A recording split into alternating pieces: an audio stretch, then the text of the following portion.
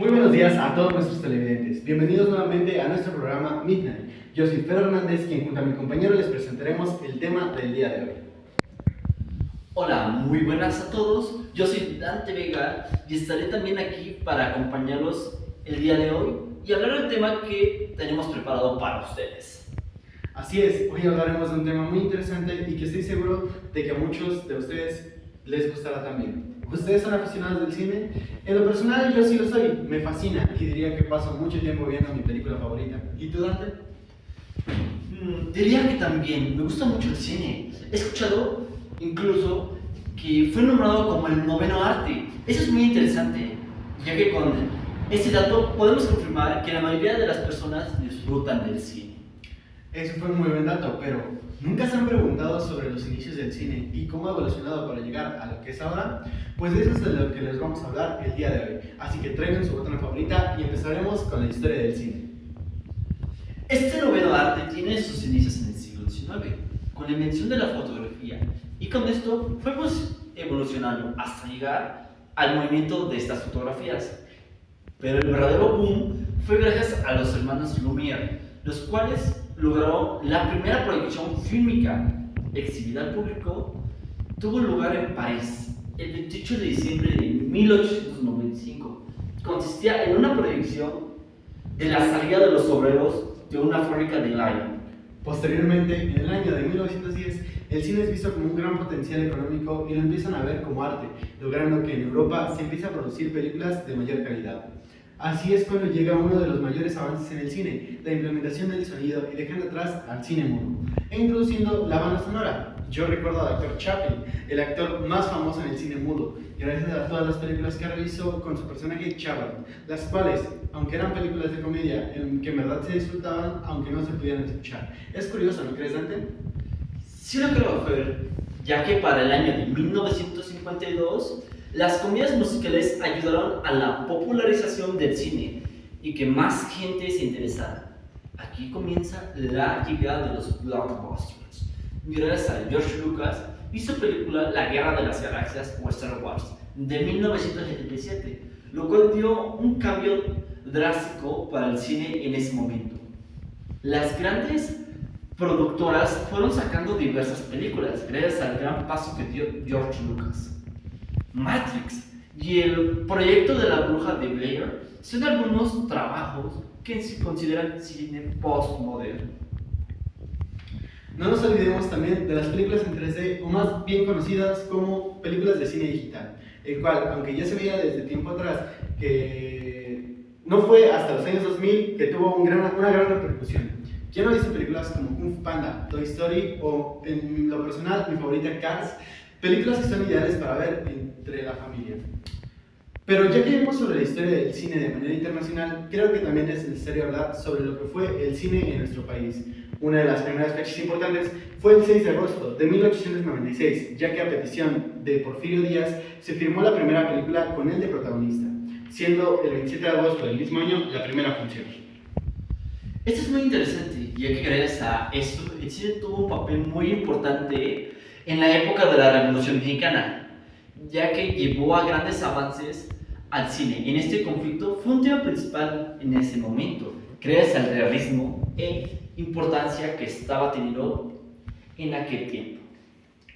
Es increíble pensar que gracias al cine, conflictos tan importantes como lo fue la Revolución Mexicana pudieron ser representadas y presentadas ante la población mexicana. Posteriormente a la Revolución Mexicana inició el cine sonoro. Esto significa que la película incorpora sonido sincronizado con la imagen. La nueva versión de Santa, dirigida por el actor español Antonio Moreno, dio inicio a esta etapa en México.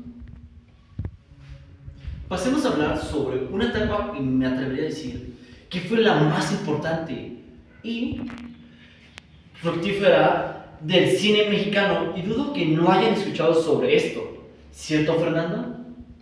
Eso es algo muy cierto. Dudo que algún mexicano no haya escuchado o por lo menos haber visto algo sobre el término época dorada. Creo que con eso ya lo dije todo. ¿Podrías contarnos sobre esto, Dante?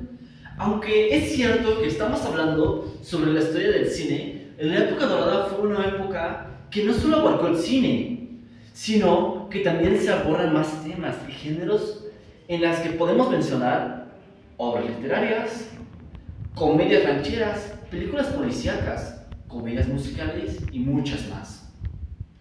Fue el filme de 1936, allá en el Rancho Grande, dirigida por Fernando de Fuentes y protagonizada por Tito Guizar y Esther Fernández, que inició el cine industrial mexicano, que influía en esta época de oro mexicano. Pero el género de la comedia ranchera, ya que logró colocarse dentro del panorama fílmico no solo en México, sino también de forma mundial. Mencionaré unas cuantas fechas y personajes que dieron parte de esta época. Como por ejemplo, en el año de 1950, el cine mexicano imita el Star System de Hollywood, en la que evoca el surgimiento de estrellas que causan sensación en el público y se convierten en ídolos para la población, como lo fue Pedro Infante o Mario Moreno, más bien conocido como Cantinflas. No sé ustedes, pero yo soy muy fan de las películas de Cantinflas. Si me preguntaras cuál es mi película favorita, no podría responderte, pues todas son muy buenas. ¿No lo crees, Fer? Eso es muy cierto. Yo también disfruto mucho viendo sus películas. Tristemente, la época de oro de México acaba el 15 de abril de 1957 con la muerte de Pedro Infante. Después vendrá el ocaso de la época de oro, durante los años 58 a 1970, en donde hubo una transición del surgimiento de pocas estrellas, aunque dos de ellas, El Santo y Mauricio Garcés, llegaron a convertirse en figuras de culto. Esta etapa fue mucho menos importante, dando paso a la inauguración de la Cineteca Nacional en 1974.